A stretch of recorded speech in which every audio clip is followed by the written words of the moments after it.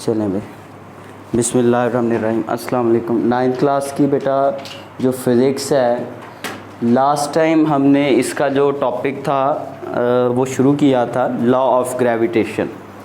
Chapter number 5 है बेटा ये हमारे पास, ठीक है।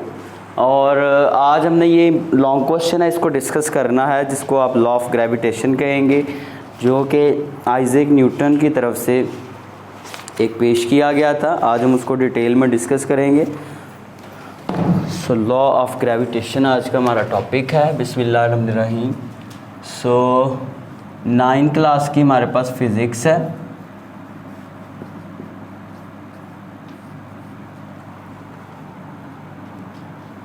और उसके बाद चैप्टर नंबर हमारे पास 5 है भाई। और टॉपिक है आज का हमारा, क्या टॉपिक का नाम है? Law of gravitation. क्लियर? उसके बाद लेक्चर आज का हमारा है भाई 18। शुरू करते हैं। सबसे पहले तो इसकी स्टेटमेंट देखते हैं भाई। तो लास्ट टाइम मैंने आपको बताया था कि लॉ ऑफ ग्रेविटेशन जब प्रेजेंट किया गया था बेटा, तो उसमें ये कहा गया था, ये ले लें आप, ये कहा गया था कि हमारे पास अगर दो मैसेज हों, एक M1 हो और दूसरा क्या हो? M2 हो, ठीक है। और उसके बाद आपने कहा था कि सपोज करें इन दोनों के सेंटर्स के दरमियान जो डिस्टेंस है, कहाँ से? सेंटर्स। तो इसको मैं सेंटर कंसीडर कर रहा हूँ, चलें यहाँ से ले लेते हैं। इन दोनों के सेंटर्स के दरमियान जो डिस्टेंस है उसको आपने क्या कहा था? R। क्या कहा था?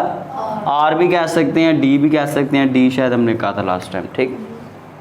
अब उसके बाद बेटा इन दोनों के दरमियान जो फोर्स है, फोर्स ग्रेविटेशन की फोर्स है, उसको हमने क्या नाम दिया था? F का। क्लियर है? सो हमने लास्ट टाइम ये स्टेटमेंट इसकी की थी कि हर बॉडी जो है, हर मैस जो है इस यूनिवर्स के अंदर, वो दूसरे मैस को अट्रैक्ट करता है। क्या करता है? अट्रैक्ट करता है। यानी कि ये M1 M2 को अट्रैक्ट कर रहा है और M2 आगे से M1 को अट्रैक्ट कर रहा है। यानी कि इनके दरमियान एक अट्रैक्शन की फोर्स पाई जाती है। और चलें भाई, सबसे पहले तो हम ये लिखते हैं कि every body in the universe attracts every other body।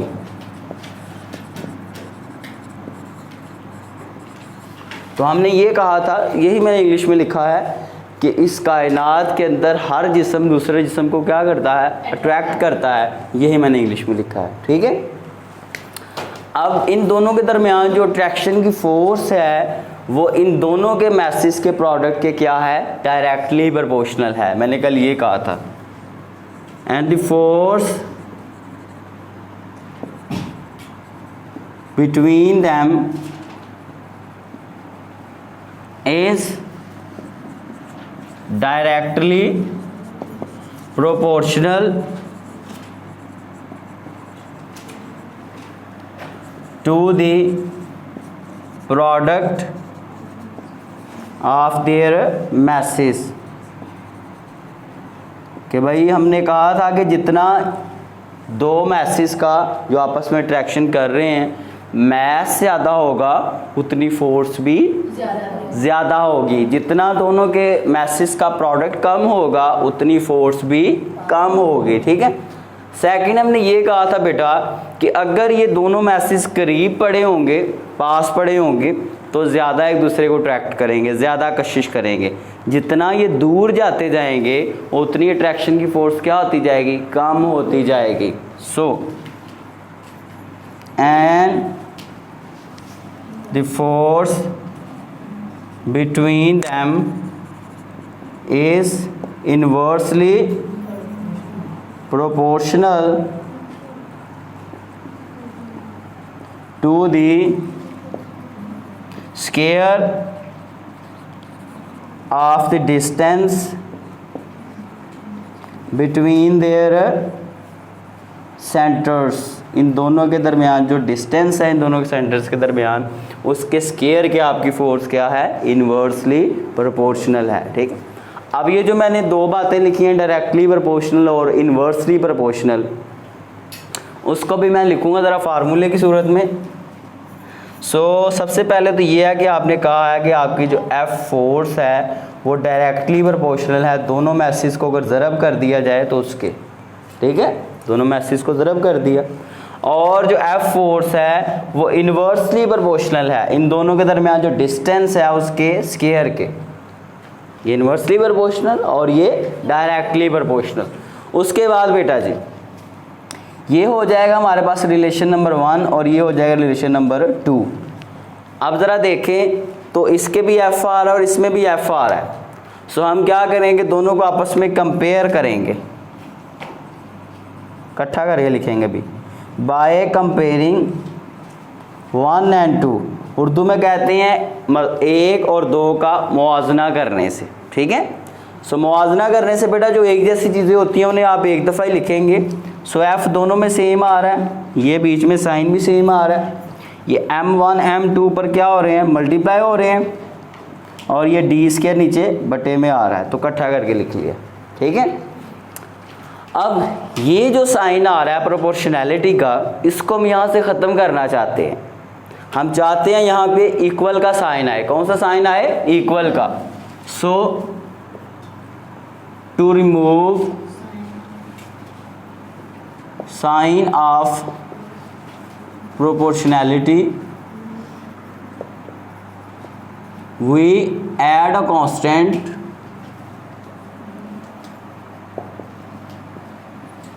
g। यहाँ पे इस अलामत को ख़त्म करने के लिए हम एक कांस्टेंट लगाएंगे, उस कांस्टेंट का क्या नाम है, g। इस g के बेटा इसका नाम होता है, ज़रा ये भी सुन लें, g का नाम होता है ग्रेविटेशनल कांस्टेंट।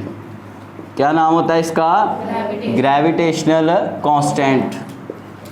और इसको यूनिवर्सल कांस्टेंट भी मेरा ख्याल है कहा जाता है। और बेटा इसका यूनिट, इसकी वैल्यू होती है, दें ज़रा मुझे एक मिनट, मुझे भूल गई अभी, इसकी वैल्यू होती है भाई 6.673 इंटू 10⁻⁻11 न्यूटन मीटर स्क्वायर पर किलोग्राम स्क्वायर, ठीक है। तो ये इसका यूनिट है। अब ज़रा हम क्या करेंगे, अब हम बेटा जी ये जो हमारे पास रिलेशन आ रहा था इसमें हम इस साइन को ख़त्म करेंगे और इसकी जगह पे लगाएंगे अभी कांस्टेंट g। तो सबसे पहले तो f, इसको ख़त्म किया और इक्वल का साइन लगाया और साथ में क्या लगाया, g। बाकी सारी चीज़ें वही रहेंगी। क्लियर है यहाँ तक? सिंपल सा स्टेप हमने किया है, ठीक है बेटा। अगर आपका मैथ का क्वेश्चन हो गया है तो आप फिज़िक्स का लेसन लास्ट टाइम वाला देखें, टेलीस्कोप वाला। चलें जी, अब ये हमारे पास जो फार्मूला आ गया है, ये फोर्स ऑफ ग्रेविटेशन का फार्मूला आ गया कि भाई ये दो मैसेज कितनी फोर्स के साथ एक दूसरे को अट्रैक्ट कर रहे थे, अब हम इस फार्मूले से फाइंड कर सकते हैं। क्लियर है भाई? अगर तो हमें पता होगा कि पहले बॉडी का मास कितना है m1, वो हम यहाँ पुट करेंगे भाई 5 kg या जितना भी है, m2 यहाँ पुट करेंगे 10 kg जितना भी है, उनको मल्टीप्लाई करेंगे और g की वैल्यू भी पुट करेंगे और इन दोनों के दरमियान जो डिस्टेंस है वो भी पुट करेंगे, तो हमें पता चल जाएगा कि इन दोनों बॉडीज़ के दरमियान कितनी फोर्स पाई जा रही है। क्लियर हो गया? सो बेटा ये हमारे पास फोर्स ऑफ ग्रेविटेशन का फार्मूला आ गया है। क्लियर है जी? और ये थोड़ा सा मैंने थ्योरी नहीं इसकी लिखी, आप इंग्लिश में खुद लिख सकते हैं। वो क्या है, let we have two masses m1 and m2। Suppose करें हमारे पास दो मैसेज हैं, एक m1 और दूसरा क्या है m2। They are place at a distance of d which is between their centres. ये एक दूसरे से d फासले पे पड़े हुए हैं जो इनके सेंटर्स के दरमियान है, ठीक है। और उसके बाद and suppose the force of gravitation between this message is f। Clear? थोड़ी सी आप इंग्लिश में से इसमें ऐड कर सकते हैं और ये सारी बातें करने के बाद सो एंड पे आप लिख सकते हैं this is the formula of force of gravitation. Clear है बेटा? सो ये हमारा आज का बेटा टॉपिक था। आई होप कि आपको अच्छे से समझ आया होगा लॉ ऑफ ग्रेविटेशन जो आइजैक न्यूटन ने पेश किया था, और ये हमारे चैप्टर नंबर 5 का आज का हमारा टॉपिक था। आई होप कि सबको अच्छे से समझ आया होगा। ठीक है, ये लॉन्ग क्वेश्चन है बेटा, इसको अच्छे से आपने तैयार करके आना है। अपना ख्याल रखें, खुश रहें। अगर कोई मसला हो तो आप पूछ सकते हैं, अदरवाइज़ अगर आप वीडियो देख रहे हैं तो वहाँ पे आप कमेंट सेक्शन में अपना सवाल पूछ सकते हैं। ठीक है बेटा जी, अपना ख्याल रखें, खुश रहें और आबाद रहें। अल्लाह हाफिज़। चल अब छोटे बच्चे